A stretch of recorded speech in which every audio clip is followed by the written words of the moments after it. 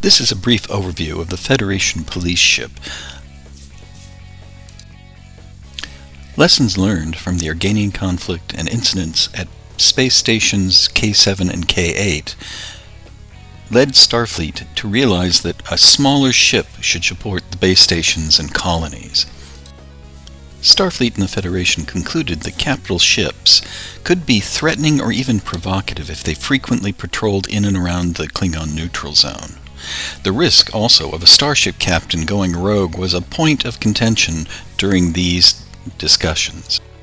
Due to time and resource constraints, Starfleet engineers quickly retrofitted and upgraded 12 small scout ships of a type that were decommissioned after the Klingon conflict of the early 2200s. Starfleet engineers substantially rebuilt the interior of the ships to accommodate the new technologies and to give the crew more space. The ship does not perform extended deep space missions because it depends on a base station for support. Increasing the internal space in this way reduced the length of the mission to a few months at most. The ships are intended to be first responders to any interstellar emergency. The ship upgrades focused on rescue and interdiction and policing activities in and around the systems near the deep space stations.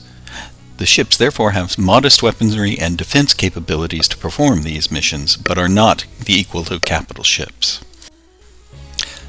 The newly commissioned ships would be assigned to the deep space stations in and around the Klingon neutral zone, surrounding areas, and the Triangle sector, which had been sorely lacking in a Federation presence.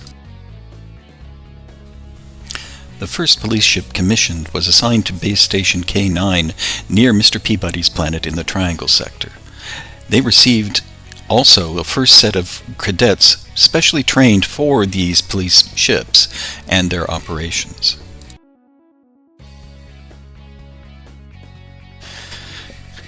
The initial missions went something like this. Deep Space Station K9 would receive a distress call from a civilian ship in the Triangle or in or around the Klingon neutral zone. The crew, who are our characters, would board the ship immediately and launch from the space station's outer pod.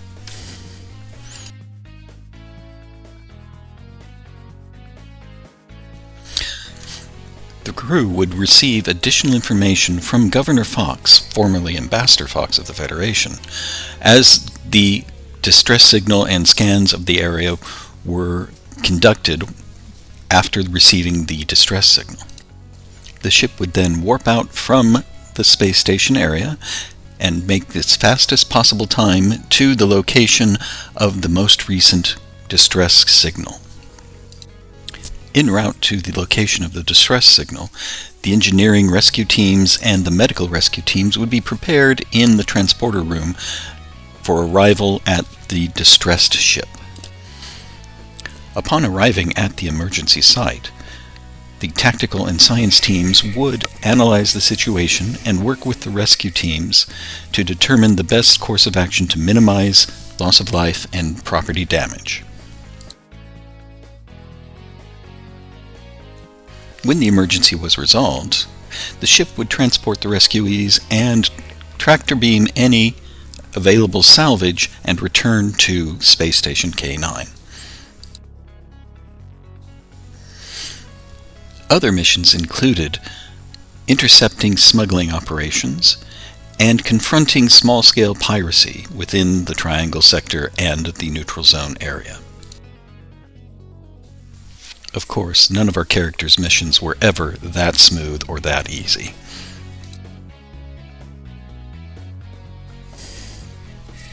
The police ship was a central part of our very first Star Trek role-playing game campaign, in which our players were set in the Triangle, and since we all played Starfleet battles, we found a small ship, the police ship specifically, which seemed to fit exactly the needs that the campaign required.